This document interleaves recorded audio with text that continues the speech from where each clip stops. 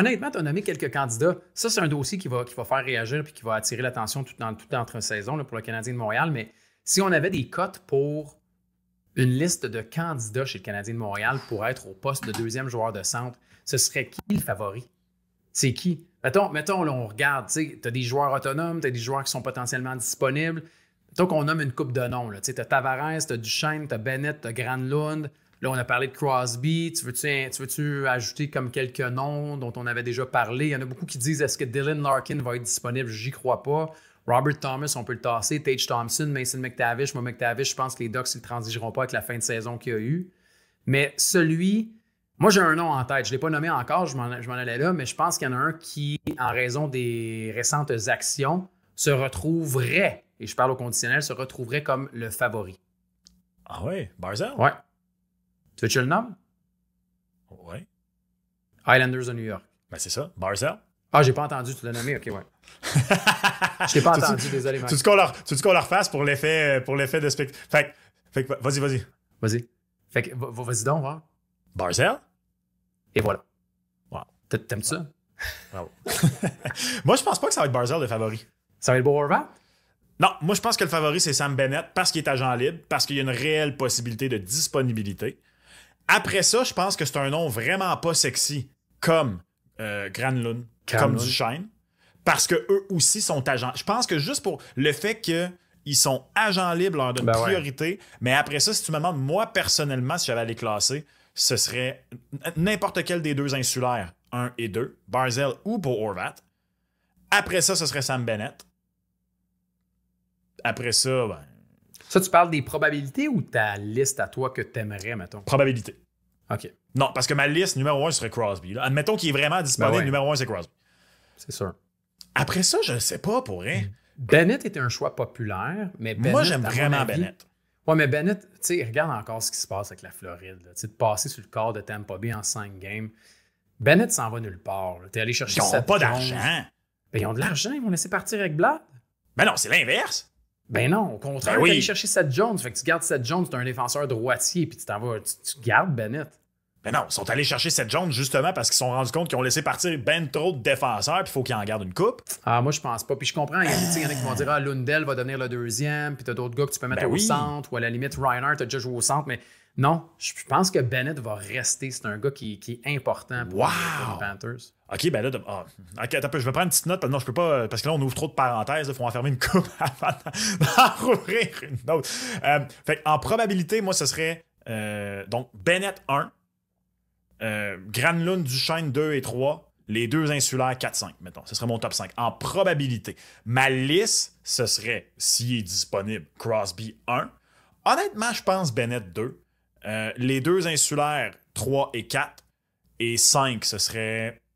Je pense que j'aime mieux Granlund que Duchesne parce que Duchesne, en ce moment, fait 0 open bar en série. Puis j'ai jamais été un grand fan de Duchesne. Granlund non plus fait pas grand-chose, honnêtement. Là, mais sur un contrat à court terme, là. Ouais, honnêtement, je pense que je prendrais plus Duchesne que Granlund. Mais juste parce que je pense qu'on a plus de chances d'avoir Duchesne que de Granlund. Mais j'aimerais mieux que ce soit via transaction et je m'attends vraiment à ce que ce soit transaction. Puis tu vois, ça serait un autre pari. Est-ce que vous pensez que le joueur de centre va aller chercher via transaction, via joueur autonome? Moi, je pense que ça va être pas en transaction.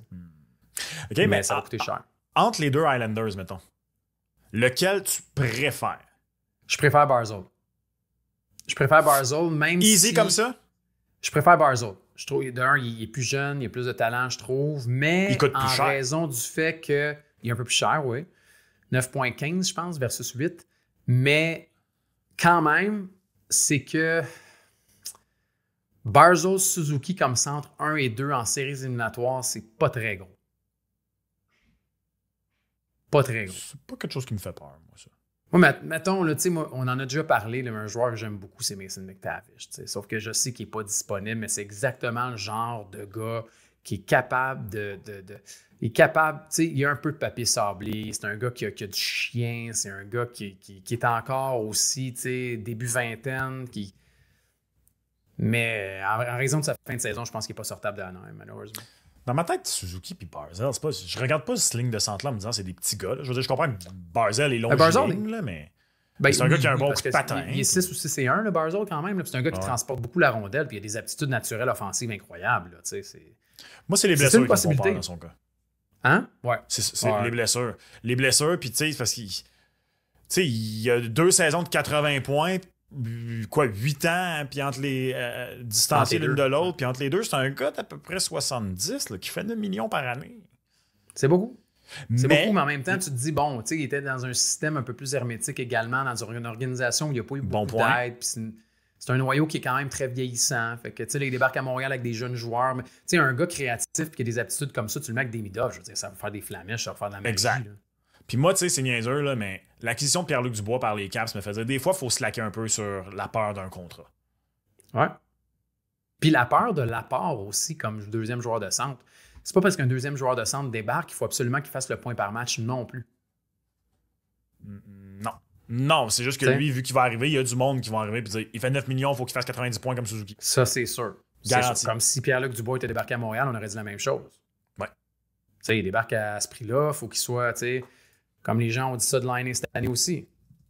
C'est une Puis bonne l'année, question, c'était- ça, pareil. Si Dubois avait eu à Montréal exactement la saison qu'il y a eu cette année à Washington, 66 points en 82 matchs, où tout le monde, je pense, est d'accord qu'on se dit que c'est une très bonne saison, est-ce qu'on aurait dit que c'était une très bonne saison? On aurait dit que c'est un petit peu décevant. Je pense qu'en raison du jeu global, on aurait dit que c'est bon. Exact. Je trouve que Dubois, Mais tu cette aurais quand année, même entendu. ouais. Il a finalement rempli les promesses de joueur de centre complet, gros et physique qu'on avait placé sur lui cette année, je trouve. Enfin, moi, je suis d'accord, tu sais, mais c'est une bonne question. Tu as raison de la poser parce que il y a du monde qui se serait sûrement juste dit ouais, mais il a fait 66 points. Mais en même temps, il aurait-tu terminé à plus 27 avec le Canadien? T'sais? Je pense que c'est moins ça. J'entends la